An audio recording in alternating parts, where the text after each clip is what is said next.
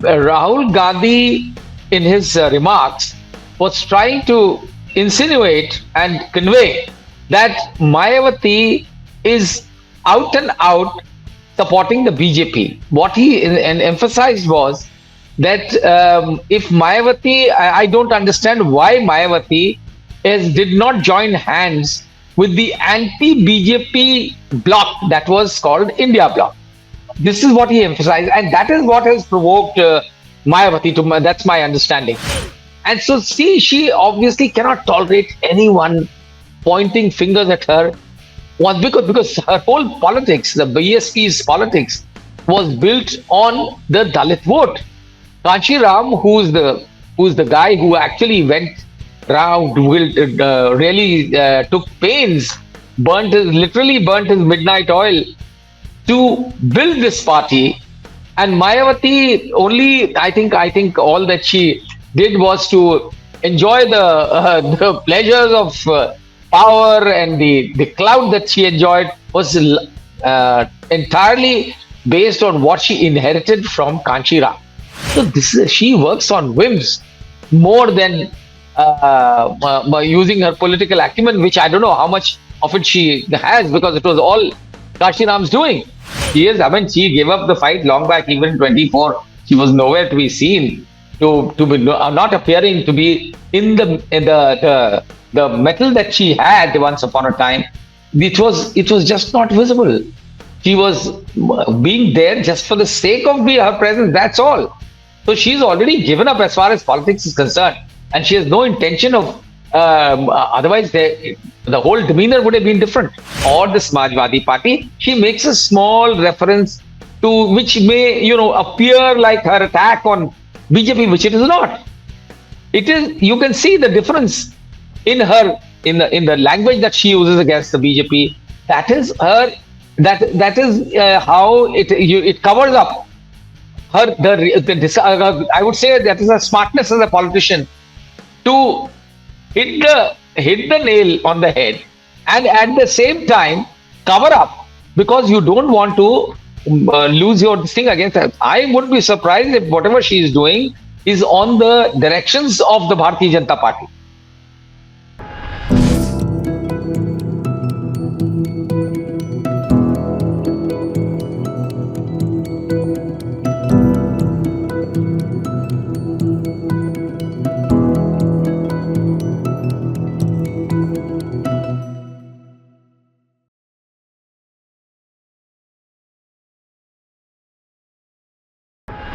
Hello and a warm welcome to HW News Network, your one-stop show, truth be told, for some engaging and thought-provoking conversations.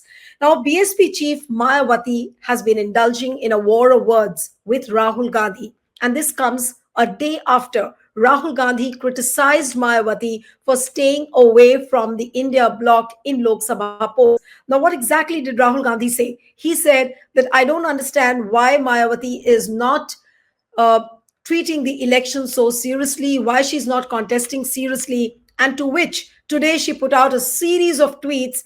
And what she said exactly, I'm going to quote, it's a common discussion that this time Congress contested the Delhi Assembly elections as BJP's B team, due to which BJP came to power here.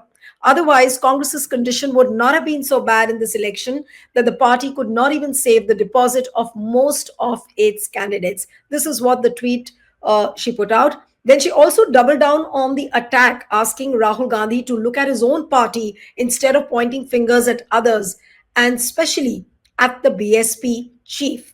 Now, how does one read this politically? And apparently, Rahul Gandhi was trying to extend an olive branch yesterday, because he also said that our doors are open. She's free to join the India Alliance. But to which it seems that Mayawati has closed all the doors. So we'll try and understand this situation between Rahul Gandhi and Mayawati politically. Joining me now is veteran journalist, author, and political commentator Sharat Pradhan this evening with us. So thank you so much, Sharatji, for joining. It's always a pleasure having you on the program. And it's always a pleasure to be with you on your show. Yeah. Thank you, Sharatji. But I'll begin with my first question. How does one read this row between Rahul Gandhi and Mayawati? Now, is it a sense of desperation on the part of Rahul because Rahul knows for sure that Congress, by going alone, cannot do anything as far as Uttar Pradesh is concerned? So, is he trying to extend an olive branch? And do we understand by the tweets which Mayawati has put out that she's closed all the doors for any kind of alliance? Well, going into the finer lines, I think the crux of the whole thing is Rahul Gandhi, in his remarks, was trying to insinuate and convey that Mayawati is out and out supporting the BJP. What he emphasized was that if Mayawati, I don't understand why Mayawati did not join hands with the anti-BJP bloc that was called India Bloc. This is what he emphasized, and that is what has provoked Mayawati. That's my understanding. And Mayawati hates anybody pointing out the truth about her very obvious and very overt inclination towards the BJP. That's her. Probably it is her majburi, I would say, because with all the wealth you have and the BJP leadership using the ED and CBI quite freely and quite blatantly, there's enough reason that's very obvious that somebody like Mayawati would prefer, and that's the allegation against her, that she'd prefer Daulat to Dalits, which is how her own party people have been describing, and which is why they deserted her. And so, see, she obviously cannot tolerate anyone pointing fingers at her. Was because her whole politics, the BSP's politics, was built on the Dalit vote. Kanshi Ram, who's the guy who actually went round, really took pains, literally burnt his midnight oil to build this party. And Mayawati only, I think all that she did was to enjoy the pleasures of power, and the clout that she enjoyed was entirely based on what she inherited from Kanchira. So now at this moment, when she has made it quite clear and pretty evident that she has decided to remain, in all these elections. You've seen how gradually she's just faded herself out.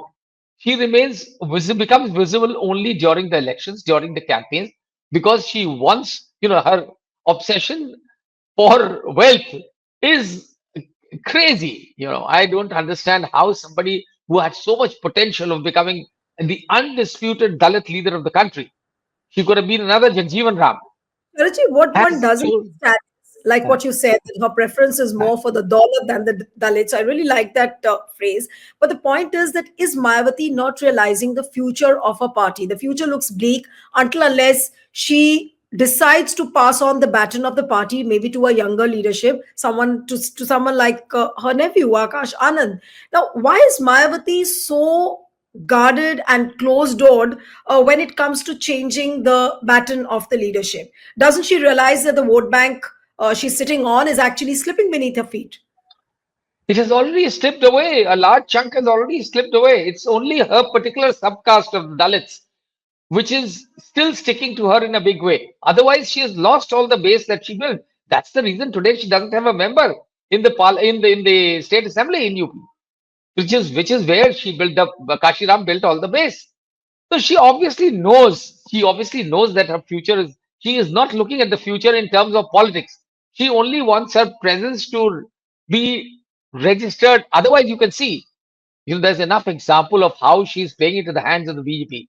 You remember in the last 24 elections when she decided to go it alone, it was at that point of time, it had become clearly evident that she does not want to do anything against the BJP. She probably cannot do that. And because that would put her your wealth at stake. That simple reason, and I'm told that she had received enough threats that okay, if you try to act funny, then all your money. These are the details that we have. So that is the reason she decided to give in. Right. She did not active participate in the campaigns. Then the most glaring incident was in the 2024 election when her nephew Akash Anand whom she had anointed as her heir apparent, he blasted the BJP at a public rally. Hmm. The poor Yes. fellow apparently didn't know what the deal was between Mayawati and he had to lose his job. And Mayawati threw him out overnight. She said, every so she works on whims more than by using her political acumen, which I don't know how much of it she has because it was all Kashi Ram's doing. Right. She was enjoying all the her inheritance, nothing that she had contributed herself. All that one has seen right from day one that she came down in UP, and it was that circumstances that made her the chief minister. Because of that, you remember that guest house incident in which Samajwadi Party chaps, goons had attacked her inside the guest house, and they were out to break into her room and whatever what their plan, because she had decided to withdraw support to the Samajwadi Party government, Mulayam Singh government. That is what was the turning point, and that got all sympathy from everywhere on her side, and BJP jumped and took that opportunity to install her as chief minister. No, So but at that, I want you to yeah, really talk about Sharaji about the fact that those fresh tweets which you put out today. Is she trying to appease BJP? Is she trying to mollycoddle BJP that look, Rahul has attacked me and therefore I'm putting out the tweets? Or the other way to look at things is that the next question is that if she's trying to appease BJP because of some kind of pressure which she is in because of all the cases which have been slapped on her, is she not feeling suffocated at this point of time?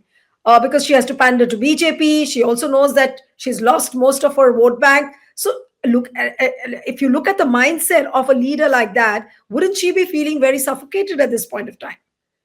I don't think that stage is gone past. She's gone past that stage of suffocation. Now, whatever she's doing, she knows it very, very well what she's into. And mind you, when for all you know, it is the things are the other way around. Rahul Gandhi's remarks about how she is kept away from an anti-Dalit, anti-BJP group is what provoked her. Maybe this has been, and BJP is worried about Rahul Gandhi's Dalit politics. Look at it that way. That it's most worrying for BJP because BJP is leaving no stone unturned to also woo Dalits in the same manner. And Rahul Gandhi has scored over the BJP, at least in the 2024 elections, when he talked about the constitution and reservation being done away with and all those stories, which really worked down the line. So now BJP's worry is Rahul Gandhi, not Mayawati. So if Rahul Gandhi's actions, as he did recently in Raebareli, visited some an institution where he had all these the young Dalit boys, and he was trying to tell them, that is where he made the statement. So BJP, probably it could be the BJP telling Mayawati to go ahead to shoot. It is BJP shooting the gun from Mayawati, Mayawati's shoulder. but And Charaji, Mayawati has no choice but to follow what the BJP tells her to do. no, but Charaji, interestingly, Mayawati has also attacked BJP, saying that if you Exactly. don't put your ways, That is her style. Every time she speaks against the Congress or the Samajwadi Party, she makes a small reference to which may, appear like her attack on BJP, which it is not. It is. You can see the difference in her in the language that she uses against the BJP. That is her.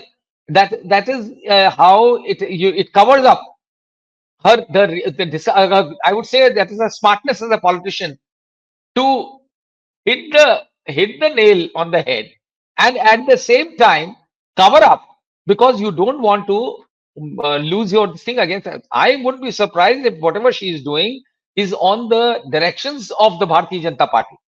So there is, and Bharatiya Janata Party jolly well knows, and maybe maybe they've also told her, okay, go ahead and say something against us also, because the idea is not to, it is never, when Congress is attacked, it is far more severe, because even BJP's worry is Congress, not the regional parties, because no, but they when their plan is to finish the Congress party, and Congress party is doing very little to retain itself in grounds like Uttar Pradesh, where Right. they've done made no effort to revive themselves. No, but when Rahul Gandhi said that our doors will remain open for Mayawati whenever she wants to join, so was he attacking Mayawati and at the same time inviting her as well? That okay, if you No, in no, case he's not inviting join, her. That is again is politics, Neelu. Simple politics. Don't want to tell the world, don't want to tell that section which still has hopes on Mayawati. I mean, among the Dalits, doesn't want to give them the impression that he is against Mayawati, because he right, also said he praised her in the beginning of that speech. Initially, he praised her. He praised Kanchi Ram, and then he said that Mayawati built on whatever Kashi Ram, the legacy of Kashi Ram. He said that. And then said ki art, we would have been happy if she had continued to play that role, fighting against forces like the BJP. But she didn't do it for, I don't know why. He is not accusing her of anything. So it's hmm, a smart move. It's a simple, smart politics being played by him as well.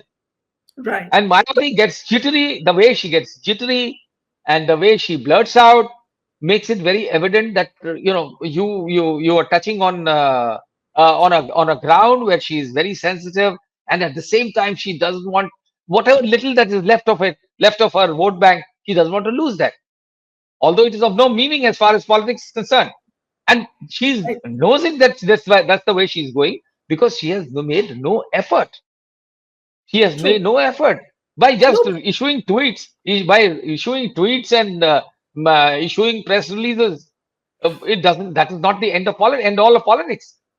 absolutely. So, what does one understand for Uttar Pradesh 2027 elections? Has she already given up? And she knows it very well. She might not as well say it, but then her actions speak much louder. Exactly. And it shows that she's already given up the fight for 2027. You are absolutely right. She is. I mean, she gave up the fight long back. Even in 24, she was nowhere to be seen. To be not appearing to be in the metal that she had once upon a time. It was just not visible. She was being there just for the sake of her presence. That's all. So she's already given up as far as politics is concerned, and she has no intention of. Otherwise, the whole demeanor would have been different. Her whole the way she's been continuing her politics, it's made it very visible. And all these now 2 elections have gone. How do you? I mean, I can't imagine if that she has any hope, or if she has any effort, or she can even has a dream of reviving the party and making her party's presence felt in the 2027 election. No Right. way. She Right. can So only you play. She is spoiler. She will continue to play a spoiler, and in that to that extent, helps the BJP. And I'm sure that at least what she's getting in return is immunity from all the laws. No, but what is the reaction of the supporters of Mayawati who are sticking on to her because of commitment, because of loyalty? I'm sure they would also be feeling suffocated with no political ground and whatever vote base they had, it slipped off. And with no future, Mayawati facing so much of competition with parties like that of Chandrasekhar Azad. Where is this entire Dalit movement now heading to? And what is going to happen ultimately at the end of the day to the Dalit politics? Well, Nilu, it's already there in from her 18 to 20% vote.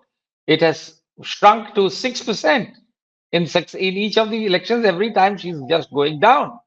It is visible. The voters have already gone. That's why I said it's only a chunk of her own subcaste among the Dalits, which is sticking to her. But even that may just melt away, because there is this now they have this Chandrasekhar that way has been able to build himself from a scratch, and part of that vote, that is the reason Rahul Gandhi is eyeing for her vote, because BJP has been trying it. Rahul succeeded in 24 in getting a good chunk of the Dalit vote, so he wants to consolidate that, because that vote is afloat. That vote is available, up for grabs. So everybody is trying it, and Rahul Gandhi is hoping to do it in a better way, because Congress has had this tradition of her Congress party's old vote bank used to be that of Dalits, Muslims, and Brahmins, upper caste Brahmins. So if they cannot get Brahmins because they are tied up with BJP, but still, if Rahul can make it, I am sure a chunk of the Muslim vote too would go with the Congress, provided the Congress is able to show some potential. Otherwise, it will remain with Samajwadi Party. That's why it suits the True. Congress to align with Samajwadi Party so that they get the chunk of the Muslim vote together. And at the same time, because Dalits will not go with Samajwadi Party, they would rather still go with the Congress because seeing that Mayawati is not doing them any good, and seeing that BJP is a very BJP's approach towards them is very wishy-washy, and that in their heart of hearts they are basically anti-Dalit. So Right. that is the reason that Rahul Gandhi is making these kind of statements in the hope that he'll be able to dig into this large chunk of the Dalit vote, which is at the moment floating. Right. But what about the relationship between Mayawati and her nephew Akash Anand? Is it a strained relationship since the time he's been sacked, or they have a cordial relationship? And even Akash realizes that, oh, it's because of BJP's pressure that he's been ousted from the driver's seat. You know, Akash Nanand is a complete non-political entity. He is there only on her Bua's mercy. Mayawati has not had any consideration even for the best of her leaders in the party who deserted her over the years, especially after Kachi Ram's demise. And even during his last days, when she was become too dominant, a lot of the Dalit leaders who were really ground level foot soldiers, I would say, they were eased out. Mayawati is a complete. I think what they accuse her of being a complete despot. She has no room for dissent. She has no room for advice. So, to expect that somebody like Akash Anand would be able to find a place for himself, would be able to, it is only she is entirely on her mercy. You see, the other day he got Akash's younger brother. She got him also in the forefront in the to tell Akash that look here, you are out and this fellow is in. But even that chap is that has no. I mean, they are not political leaders. They cannot. They have not, and they have not worked it. Well, all that the brother Akash Anand's father, who's Mayawati's brother, his entire presence in the party is largely because a lot of wealth is there parked in his name, and it is very open. The case is going on.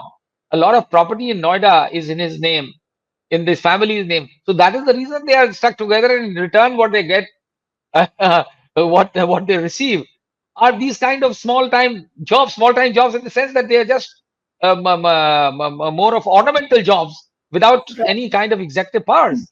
Ultimately, Mayawati calls the shots; she rules, and these Right. people are just there for namesake. They may be having a better position than the rest of the party workers, but that's all. Right.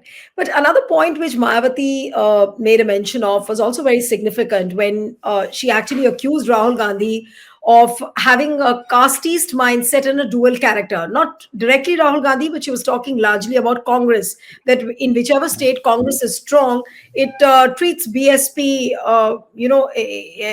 as if that's a party which is not meant to be with them. And so, in that way, do you think that Rahul Gandhi's comment of yesterday was reeking more of political opportunism, that he was trying to look for an opportunity that maybe we'll seed the idea into Mayawati's head, and if she wants, she can come along with India Alliance? I'm sure Rahul will be happier without Mayawati joining the NDA and without joining the this Yeah, India alliance. No. I'm sure Rahul Gandhi knows that. He understands that much. These are only political statements meant only for consumption of people. That's to more of facade rather than with any content, real content. No, I'm sure he has no hopes or plans of having Mayawati on board in the India alliance. That would be more threatening for the alliance than it's much better that she's away. And if right. Mayawati, she could only because she could be easily used by BJP to sabotage them. So True, I true. don't think and she doesn't want to on the field unless they make her the convener or whatever, which Hmm. it would be very foolish on their part to be doing, knowing that Right, knowing Mayawati's whole game. So I right. think it's now become very open and there's no very glaring. Right. So, which means that this war of words which has erupted between Rahul and Mayawati is just another example of a political rhetoric. No one is serious about each other, and as you pointed out, Absolutely. that there looks no possibility of an alliance between Rahul and Mayawati, or for that matter, inclusion of Mayawati in the India alliance. But by remotest of the chance, do you feel that a situation, 2 years is a long time in politics, and 2027 is the year which is scheduled for elections for UP? So do you see even the remotest chance of Mayawati indicating that she would drift to India alliance? And but then again, as you said, that the trust factor, how much India alliance can trust Mayawati? No, I don't see even the remotest chance of that happening. And even for that, for even from Mayawati's point of view, because she's happier sitting on her throne alone, not sharing in any of, because her party is one of the few parties which openly demands a fee for a ticket. And even if the market is down, the price of her party's tickets is still pretty high, and people who have tons of money overflowing, they don't mind shelling out 2 crores, 4 crores for a ticket. So, True. and that brings the parties, enhances the party's coffers. So what? Right. Okay, my last question to you, Sharaji, is that is there any hope now left for the BJP, or it's all a gloomy scene, a bleak scenario for BSP and Mayawati? I think it's a pretty gloomy scenario for BSP. It's too late in the day to imagine that Mayawati would be able to resurrect the party from where it is, where she has sunk herself.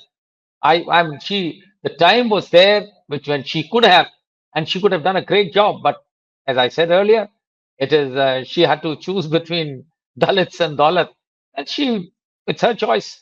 So, and that's the reason where the party is where it is today. Right. Very Thank you so unfortunate. much, Sharaji. Thank you so much for joining this evening. Thank you very much. Thank you.